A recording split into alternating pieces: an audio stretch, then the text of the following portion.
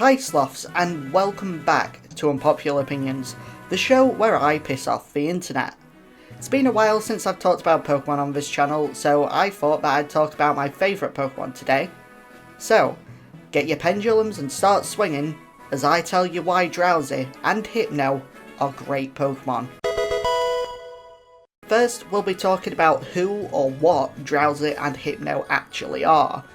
Then we'll be discussing the bad points of both, and then the good points of both. After that, we'll end off with some of my closing thoughts. So, Drowzee, the Hypnosis Pokemon, is a pure Psychic type that debuted in the first generation of the Pokemon games, hailing from the Kanto region. Based on a tapir, Drowzee is quite rotund and has a fat nose resembling that of a tapir's nose. Yellow mixed with brown is certainly a distinct design choice, although its debut sprite was only in black and white, making it not stand out as much. Its red and blue Pokédex entry reads as follows: puts enemies to sleep, then eats their dreams. Occasionally it gets sick from eating bad dreams. Drowzee is based on a Japanese yokai called Baku. These are supernatural tapir-like spirits that would devour nightmares. At level 26, Drowzee evolves into my favourite Pokemon, Hypno. Hypno, the Hypnosis Pokemon, is also a pure Psychic type that debuted as Drowzee's one and only evolution during Generation 1, hailing from the Kanto region. When evolving, the brown coloration leaves Hypno's body and it becomes less tapir-like, losing its roundness and becomes more humanoid with yellow fur and a fluffy white collar. To better help it put people and Pokemon to sleep, it carries around a pendulum that it's become quite attached to. Here is its Pokemon Yellow Pokédex entry. Avoid eye contact if you come across one. It will try to put you to sleep by using its pendulum. Both Drowzee and Hypno are Pokemon that like to put others to sleep and devour their dreams. It seems like Hypno is more accustomed to bad dreams than Drowzee is. Drowzee's base stat total is 328, which seems to be slightly above average compared to the 325 base stat total of base form Psychic types, which might seem nice at first, until you realise that its only really good stat is its special defense. When you think of Psychic types, you tend to think of special defense or special attack, maybe a bit of good HP. However, Drowzee has a base special defense of 90, base HP stat of 60, and a base special attack stat of only 43. Let's be honest here, Drowzee is a slow special tank with some good support moves, but that's just about it until it becomes a Hypno. It's surprising when you look at the stats of a Drowzee, because when you do, you'll notice that it's actually a mixed attacker, which is rather uncommon for Psychic types. Think of Abra and Mr. Mime, which were two of some of the only other Psychic types at the time of Drowzee's debut. They focused specifically on special attack and had little to nothing in the ways of physical defense and physical attacks. Hypno's base stat total is 483, which means it doesn't really get that much stronger when evolving from Drowzee. Hypno's best stat, just like Drowzee, is its special defense, which is 115. The rest of its stats don't even go into the 100s, with its lowest stat being speed, which is a bland 67. Using both Drowzee and Hypno can feel quite sluggish, especially when you're against Pokemon that specialise in speed. If you use a wrong move, something like the Zubat line, which has a weakness to Psychic attacks, could easily sweep through a Drowzee or a Hypno because of its speed, which is quite embarrassing. Well, maybe not a Zubat, considering it usually doesn't get any decent moves until much later levels, but I'm sure you know the pain of losing a battle because of your Pokemon's lack of speed. Okay, I won't lie, Drowzee really does look like a piss yellow tapir who's been sitting in a pile of Mudsdale crap. Although the brown goes upon evolution, the yellow stays, and I understand that to some people that's just not enough. Although growing up with these Pokemon and the many years they've been around, I can't really see them working as other colours. Sure, the pink shiny of Drowzee makes them a little bit easier on the eyes, but it looks kind of like it's wearing human skin. Although some can argue that making Hypno pink makes it more cute, it also looks like it stole the skin of one of its sleeping victims and tried wearing it around for a bit. The pink makes it go from a rather fluffy piss-stained Hypno to either a skin-wearing or bald Hypno, which is kind of gross either way. The colours that these Pokemon have are not what I'd call the best part of them, and I understand whenever people say that they're ugly looking Pokemon, but I feel like that was the point. When you see tapirs, you don't go, oh look at that cute little animal, instead you go, what the hell is wrong with that poor animal's head? When you look at a Baku, you're supposed to feel uncomfortable and scared, as they tend to have more skin than fur, scales or even tusks and horns. Some are long and beastly, some have sharp teeth, and some seem to resemble old men? Ha. Starting to see where Hypno got its inspiration now. One thing I have seen over and over again, whether it be from friends, the internet, other YouTubers, the anime, even the games, is that Drowzee and Hypno are incredibly creepy Pokemon, and I agree wholeheartedly. These creatures are creepy, and they are supposed to be creepy. Let's linger on the lore of Drowzee for a moment, shall we? So, Drowzee is a Pokemon that likes to eat the dreams of both people and Pokemon, so much so that I made a creepypasta about it. Overshadowed by Hypno, people tend to forget just how uncomfortable Drowzee can make people. It's that short, tubby creature that likes to wiggle its fingers to activate its power to eat dreams. If you were to wake up in a dark room, cave, forest, wherever, and see this creature glowing and wiggling its fingers at you, you're gonna freak out big time. Hypnos are much more quiet, whereas Drowzee has a louder voice and heavier footsteps. Hypno tends to not have many facial expressions, but Drowzee tends to have this eerie permanent smile on its face. Other Pokédex entries tell us about Drowzee loving fun dreams or being able to sniff out what dreams people are having.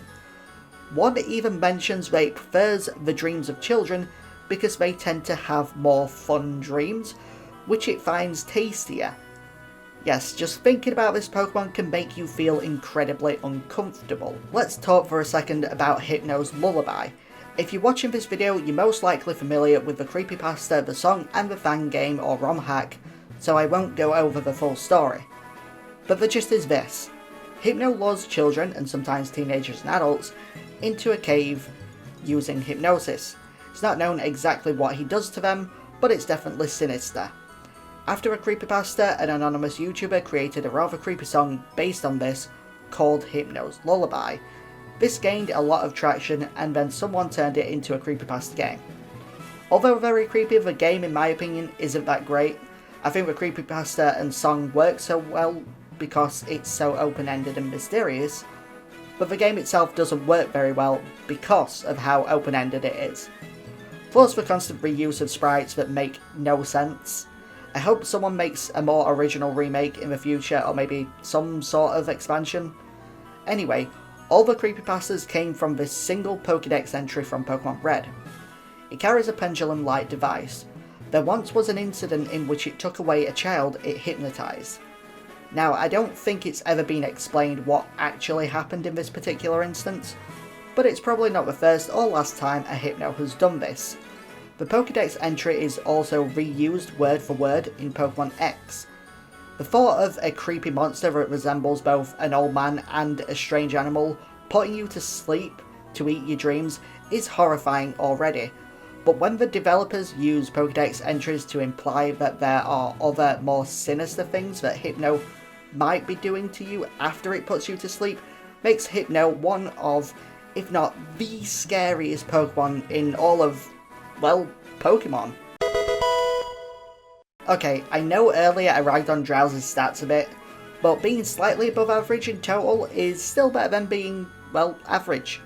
It's strange having a psychic type be a mixed attacker when it doesn't look like a mixed attacker, but it's cool and deceptive. Now, when you think of Drowzee, you nearly always think that it's going to be a special attacker mostly using Confusion, Hypnosis, Light Screen or Reflect, maybe with Pound, Poison Gas or Disable. Those are the kinds of moves that low level or CPU controlled Drowzees tend to have. However, if you take a look at Drowzee's move pool, you'll notice that it's a lot more useful than it would first seem. With Drowzee being a mixed attacker, usually with slightly better physical attack than special attack, Drowzee gets access to moves like Headbutt and Zen Headbutt through level up. It can learn Ice, Fire and Thunder Punch through TMs, support status moves like Protect, Sunny Day, Rain Dance, Thunder Wave, Rest, Toxic and Calm Mind. If you really wanted, Drowzee can also currently learn Break, Drain Punch, Dazzling Gleam and Shadow Ball, making it a very versatile Pokemon. What I love about Drowzee is that it can be a deceptive and versatile powerhouse if you use it correctly. I'm sure every Pokemon player has lost a battle or two at some point because of their Pokemon not waking up after being put to sleep, right? Well, if you're using a Drowzee, you'll most likely be loving life without sleep, because its most common ability is Insomnia, which makes it impossible for a Drowzee to be put to sleep. I mean, it makes sense since it spends its time putting others to sleep and eating their dreams. It's only natural that it can't be put to sleep. The other somewhat common ability that a Drowzee can come with is one that I don't find myself using very often, but I know for some people it can be very useful. The ability in question is of course Forewarn. To put it simply, it chooses a random move that the opposing Pokemon currently has, and it will tell the player what that move is. This is much more useful, I'd assume, in competitive over single player, but I'm not a competitive player, so don't quote me on that. Drowzee's hidden ability is a bit underwhelming when it comes to hidden abilities, and it's a rather common ability that plenty of Pokemon naturally come with, but that doesn't mean it's not useful. Inner Focus is an ability that prevents Pokemon from flinching. I feel like Inner Focus adds to the creep factor of Drowzee. Can you imagine this chubby, ugly creature not flinching after you smack it for trying to eat your dreams? Instead, it just keeps on smiling at you and wiggling its fingers as you try to push it away. Yep, nightmare fuel for sure. I won't linger on this for too long because Hypno is just a souped up version of Drowzee, even keeping the same abilities. With its stats now being more well rounded, that just means that it being a mixed attacker is all the more strange but useful. However, now Hypno's physical and special attack stats are equal, excluding EVs and IVs of course, a base stat total of 73 each. Hypno is also a bit faster with 67 speed, not that good but decent, especially amongst other slow Pokemon. As for moves, Hypno users generally gravitate towards Psychic, Hypnosis and Dream Eater, then choosing to use either Reflect, Light Screen, Toxic, Calm Mind, or another support or status move. Once again, with Hypno actually being a mixed attacker, you can use the elemental punches, Brick Break, Drain Punch, etc. With Drowzee already being extremely versatile with its move pool, Hypno doesn't really get much extra, which might seem a little bit disappointing at first, but at least it's got a bit of balance to it. You don't want to go giving Hypno access to Solar Beam, Fire Blast or Hail. As we've previously discussed, Drowzee and Hypno are incredibly creepy Pokemon. The developers know it, and the fans know it. I love having creepy things like this in games, especially when they have no right to be in games like this, nor to be as creepy as they are.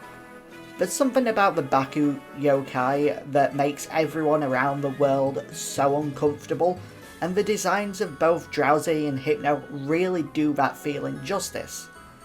Random lines in games like Pokemon talking about Pokemon kidnapping children or hypnotising people, eating their dreams by sucking it out of their noses, is absolutely not something you'd expect. It catches you off guard and then it sticks with you for life. The legacy of these two Pokemon has been going strong for years, with creepypastas surrounding them, linking them to Lavender Town, Pokemon creepypastas and stories in forests and caves, creepy artwork, poems, songs, even an entire episode of the anime dedicated to how creepy Hypno can be.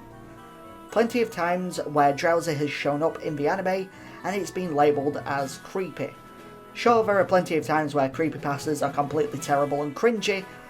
That's just to be expected with a lot of creepypastas in general anyway. On the internet, people will often point their fingers at Hypno and call it a creep, a pervert, and other malicious words.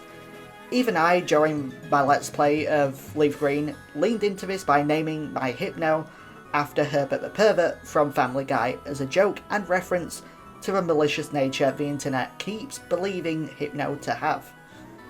I also played through Hypno's Lullaby as a bit of a side episode during the same Let's Play, so yeah, I'm no stranger to joking about and feeding into the creepiness of Drowzee and Hypno. Some people find Drowzee, Hypno and their abilities quite attractive, and although I don't have the same sentiment in this regard, it's just another way to keep the legacy of these two creepy Pokemon alive. People tend to hate these Pokemon for being weak amongst other psychic types, which really isn't the case if you take a few moments to compare the two with other psychic types across the franchise. They may not be the best or the most viable psychic types, but that doesn't make them bad to use, nor does it make them weak.